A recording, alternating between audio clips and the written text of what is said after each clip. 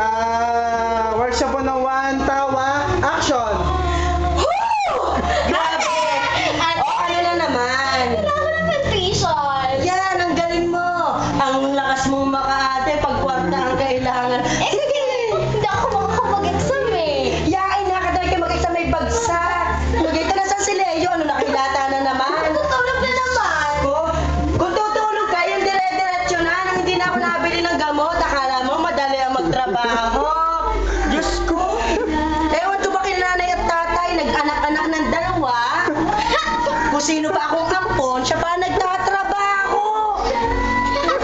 Diyos ko, magkapatid nga kayo parang makapal ang mukha niyo. Nakakahiya naman sa'yo. Diyos ko, dapat lang. Alam hindi kayo mahiya. Eh, sa'yo nga napupunta lahat ng kinakain mo eh. Tingnan nyo nga. Tingnan nyo. Ganda ng damit mo. Ikaw naka-jacket pa, labis-labis ang tela. Ako nagtatrabaho kapos sa tela. Eh, sino ba bumili niya? Eh, ikaw naman. Nahiya naman ako. Yaan mo sa susunod. Ang kortina at kumot idadamit ko. Kaya ako masilipan kayo ng kapitbahay.